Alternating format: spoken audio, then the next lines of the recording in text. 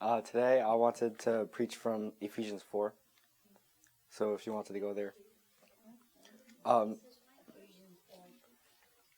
So in Ephesians 4, Paul is writing in prison to the church in Ephesus, talking about unity, especially in the first few verses, 1 through 6.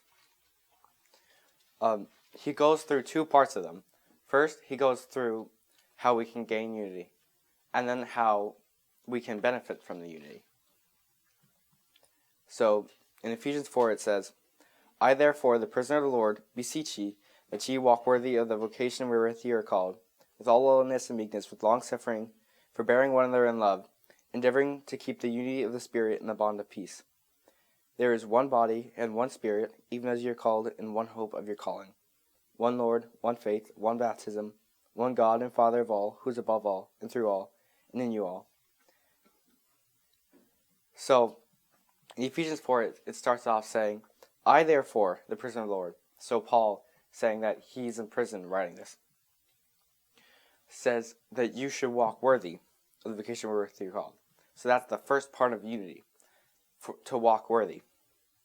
But then, how should we walk worthy? It continues to explain that deeper in the second verse, with him saying, with all lowliness and meekness, with longsuffering, forbearing one another in love. So he starts off with lowliness. Lowliness is not thinking too high of yourself, but it's also not thinking too low of yourself. So you're not putting yourself down to make yourself, I guess, look really meek in someone else's eyes, or you just think you are really that bad. But thinking of yourself right where you are, right where you stand.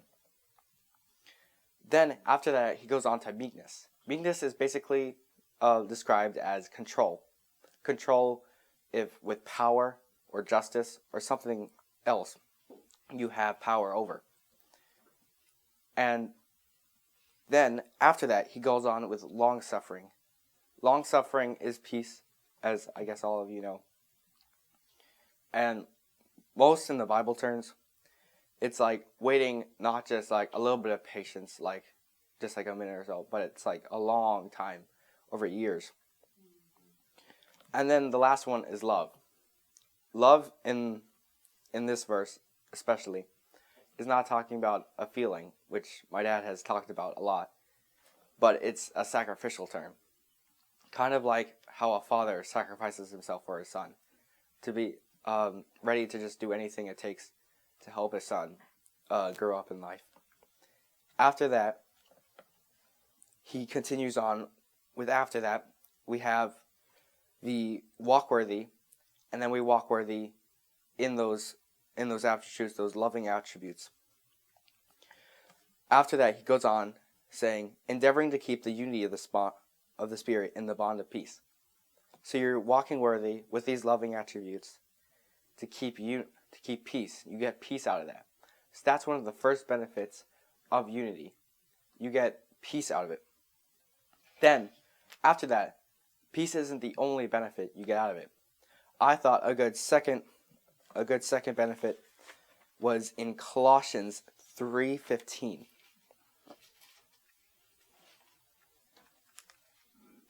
It says in Colossians 3:15, and let the peace of God rule in your hearts, to which also ye are called in one body, and be thankful. So it says, let peace rule in your hearts, and out of that, you'll get one body, one unity, one church. So that's another thing. It continues on in Ephesians, saying that too. Also, starting in verse 5, verse 4. There is one body and one Spirit, even as ye are called in one hope of your calling. One Lord, one faith, one baptism, one God and Father of all, who is above all, and through all, and in you all. So then the next benefit of unity, is wholeness, completion, which is emphasized by the 7 ones in here, which in the Bible mainly signifies completion and wholeness. But then there is a kind of a sub-benefit, I guess you could say, in wholeness, completion, which I think is described very clearly in Ecclesiastes 4, 9 through 12. It says, "Two are better than one, because they have a good reward for their labor. For if they fall, the one will lift up his fellow. But woe to him that is alone when he falleth, for he hath not another to help him up. Again, if two lie together, then they have heat. But how can one be warm alone? And if one prevail against him, two shall withstand him, and the threefold cord is not quickly broken." So the sub-benefit of wholeness and completion, of you all having a bond together, is being able to withstand whatever comes at you.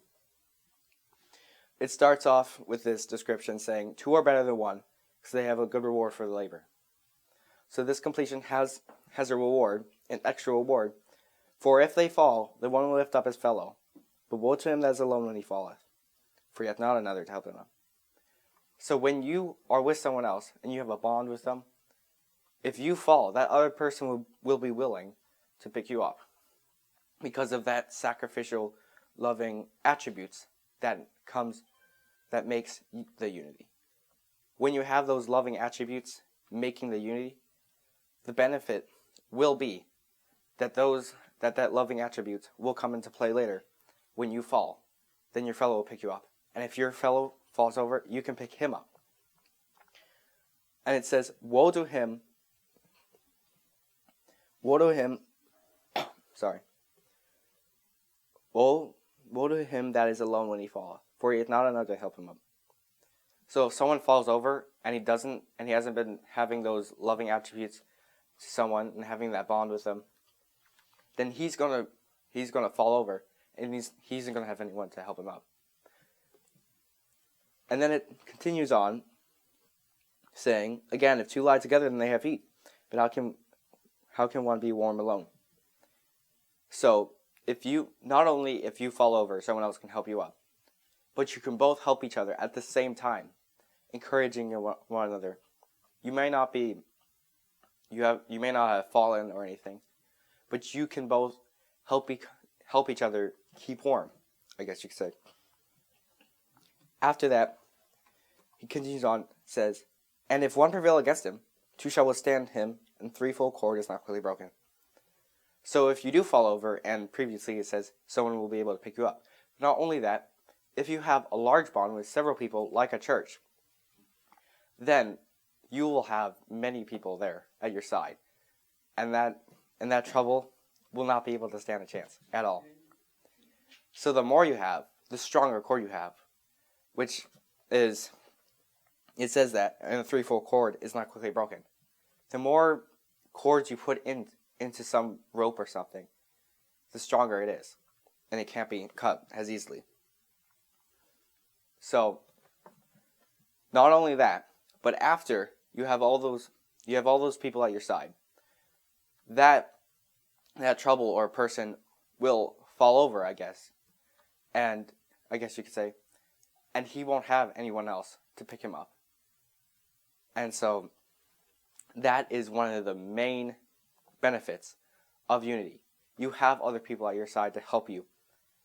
And so when you piece it all together, I guess you could say, to have unity, you need to walk worthy, with loving attributes, and then you gain the benefits, which are peace, completion, and out of completion comes strength. And that's it. Let's pray. Dear Jesus, thank you for this day. I thank you for letting me and Micah preach to all these people. I pray that you will help them just keep these in their minds and dwell on it for them to use later on in life. And they'll remember this when it happens in their lives. And they'll be thankful that they did have a strong bond with someone to help them out when they do fall. I thank you for this. In Jesus' name, amen.